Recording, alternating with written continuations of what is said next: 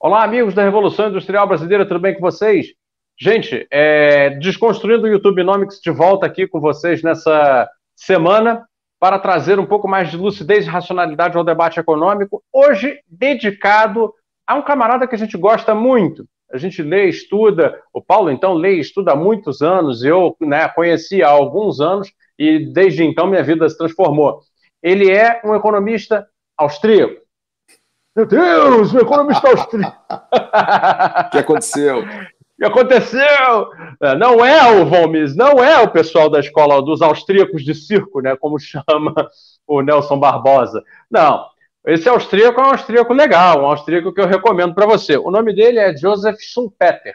Ele é autor deste mega clássico, este tijolaço do conhecimento que está aqui, chamado Capitalismo, Socialismo e Democracia, entre outras obras. Não é? O Schumpeter é considerado, eu pelo menos considero ele como o pai do que a gente chama, hoje o Eric Reinert chama de novo cânone.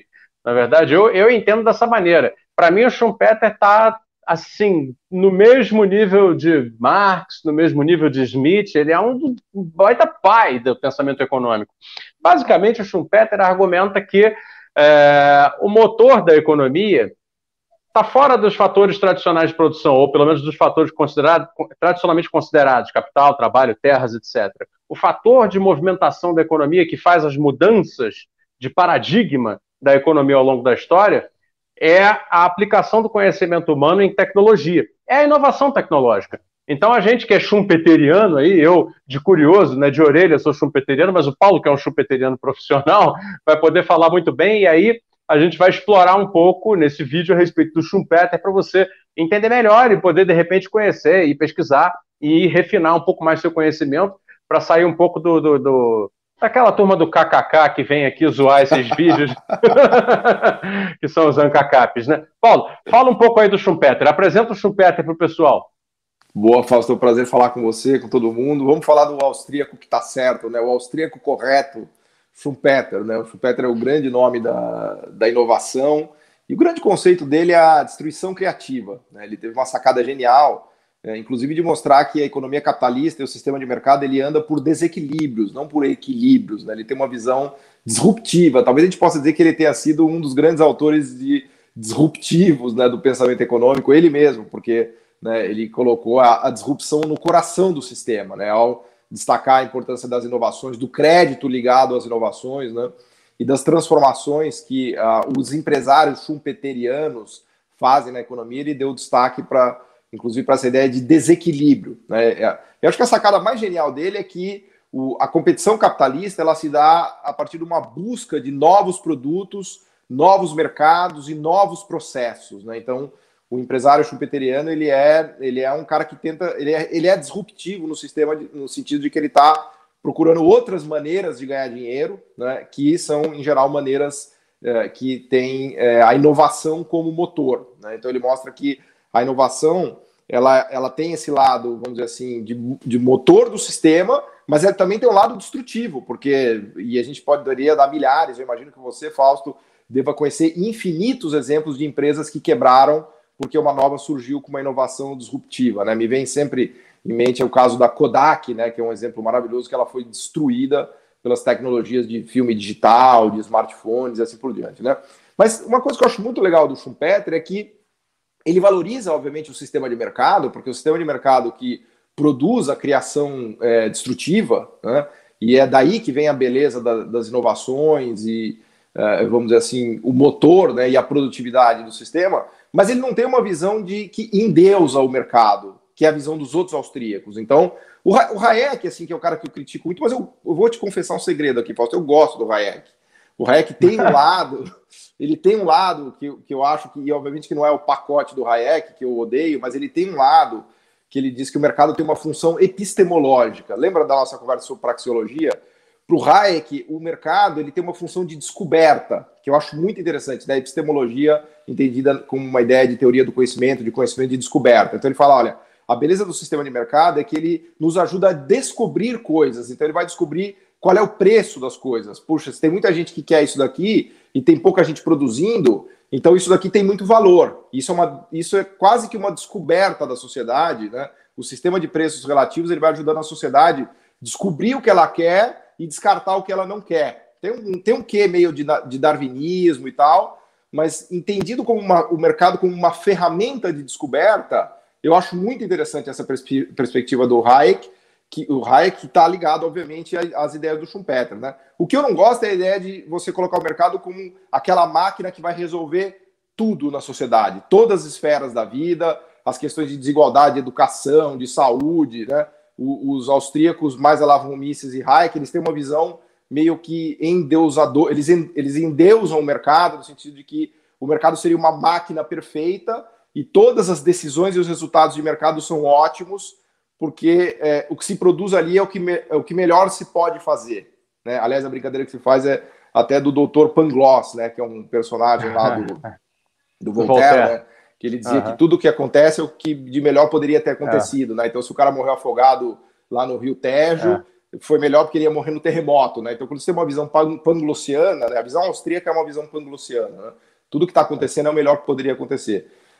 Mas, tirando isso, eu acho que, evidentemente, o Hayek e o von Mises estão redondamente enganados em relação à eficiência de mercado, no sentido de resolver todos os problemas da humanidade, né? O mercado é bom para as questões ali que ele consegue fazer, de inovação, de melhora de produtividade, mas tem coisas da esfera humana que, obviamente, o mercado não dá conta. Então, o Schumpeter, ele tira esse lado, vamos dizer assim, bom do Hayek, né, do motor de inovação, da busca de novos produtos, novos mercados, e ignora esse lado utópico, né, utópico no sentido dos austríacos, de que deixando uma sociedade a cargo do mercado, os resultados serão os melhores possíveis, né? Até gosto muito, para concluir, para te devolver a palavra, de usar a ideia do meu amigo Elias Jabbour, que estuda a China, né? Que ele fala que o sistema chinês é um sistema de socialismo orientado ao mercado.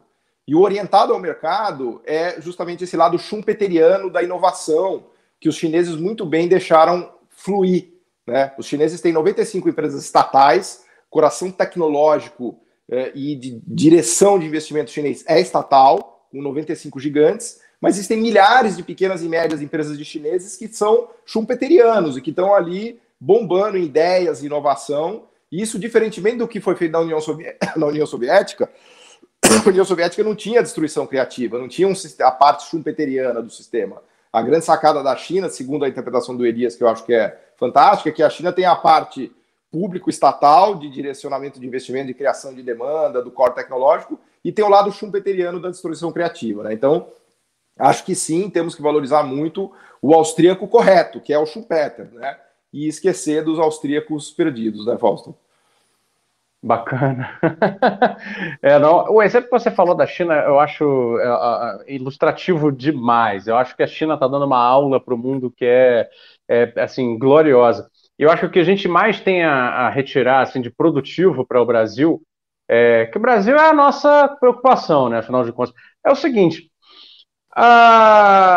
nós, como é que eu vou explicar isso? Cara, o que a gente precisa voltar a entender é a coparticipação entre o mercado e o Estado. É ela que vai produzir, porque, veja, essas milhares de empresas médias e pequenas que tem na China, a gente sabe que tem. Igual e aqui no Brasil também tem, né? Também tem, isso é a maior comprovação, evidência empírica, comprovação prática daquilo que nós falamos dos encadeamentos produtivos, que no fim das contas para mim, a minha ideia mais central, a maneira como eu começo a olhar as coisas. Eu sou muito, você deve saber disso, fã do Albert Hirschman, quando ele coloca o centro da análise na questão dos encadeamentos. Por quê? Não me importa tanto, no fim das contas, quem inicia o processo, embora eu saiba que as grandes rupturas tecnológicas são sempre financiadas por agentes públicos em benefício conjunto com agentes privados. Sei disso. Assim como a China tem lá seus 95 gigantes estatais e um ecossistema inovador ao redor. Sem a âncora estatal fazendo o risco, né, e o investimento em níveis que os privados não conseguiriam fazer, esses privados sequer existiriam. Porém, isso não quer dizer que os 95 gigantes estatais possam prescindir desses outros. Ao contrário, eles querem estimular os outros privados a crescer, a prosperar, porque isso necessariamente significará uma retroalimentação do sistema. Ou seja, fica comprovado que, uma vez que você estabelece uma coisa chamada projeto, no início do processo, e esse projeto tendo como norte a inovação, a ruptura tecnológica. Até missão, né? Se a gente quiser usar Mazzucato aqui, com a ideia do Estado empreendedor, né? Missão. Perfeito, né? perfeito, claro, não tenha dúvida. Eu acho até missão mais palatável para esse vocabulário ocidental contemporâneo que né, é um pouco refratário aí a certas palavras que vêm do século XX, por considerar que são centralismos, estatismos e tal, umas interpretações um pouco vulgares, mas então que seja, missões. O centro da análise estará na capacidade da missão estabelecer cadeias produtivas novas. Esse é o trabalho do Brasil, né? Não é outro. E isso se faz a partir de um Estado que consegue empreender, ao mesmo tempo que regula, e deixa, porque ele tem que deixar também, surgir os atores privados no ecossistema de inovação. Pô, o cluster de São José dos Campos, que é talvez o nosso grande exemplo de sucesso, ele é isso. Na verdade, ele nasce ali com o ITA e a Embraer. CTA. É o CTA, né? Que é o CTA dentro do ITA, né? Do ITA. E a Força Aérea demandando da Embraer. Então, aquilo nasce em São José dos Campos no final dos anos 60, e hoje é um cluster que envolve dezenas de empresas. Eu mesmo já entrevistei uma, que era uma empresa júnior, lá da UNB, fazendo engenharia de drone. Você sabe que o Correio Aéreo brasileiro foi o que impulsionou a Embraer, né? O Correio Aéreo, demanda do governo, do Estado, de levar cartas no Brasil inteiro, impulsionou o Tucaninho, né? Eu já ouvi essa parte da história também, que foi o primeiro avião que foi a realização da Embraer, junto na época do Ipanema, eu não sei exatamente quais foram os primeiros, mas o Ipanema, o Tucano, e alguns outros modelos daqueles pequenos aviões foram os primeiros a sair do chão pela Embraer. Mas o fato é o seguinte, hoje você tem empresas como a Zenith Aerospace, que eu entrevistei, convivendo no cluster de São José dos Campos, junto com a AKR, que é a empresa brasileira que consegue, e a Avibraz, fazendo até tecnologia de míssil, não é verdade? Ou seja, é óbvio que se nós estamos falando de rupturas tecnológicas, de avanço de paradigma técnico-econômico, isso não acontecerá sem um capitalismo orientado, como é que você chama? Um socialismo orientado ao mercado. Socialismo orientado ao mercado é a China, né? No caso da China, né? Pois é. E que aqui a gente poderia batizar de outro nome, mas no fundo é a mesma coisa. Quer dizer, nosso vocabulário brasileiro sempre chamou isso de planejamento. Né? É verdade, Fausto. Só para destacar, foi muito bem sacada essa coisa aí que você falou dos projetos e da missão, porque e uma coisa que me caiu a ficha uns dias atrás até, que a grande ideia da Mariana Mazzucato foi criar um livro, né, que ela chamou de Estado Empreendedor. E qual é a brincadeira? É de você juntar o planejamento estatal, que seria uma visão mais keynesiana, com a ideia do empreendedorismo do Schumpeter, mas colocar junto isso, né? Essa que foi a genialidade dela, de mostrar que o Estado tem um papel de empreendimento chave, né? Como, aliás, tem todos esses exemplos que você estava dando. Até queria aproveitar para fazer uma propaganda rápida do Missão Desenvolvimento, que é um podcast que o pessoal do BNDES me convidou para fazer. Vou até te mandar o link, acho que eu não te mandei ainda, nem te contei dessa história.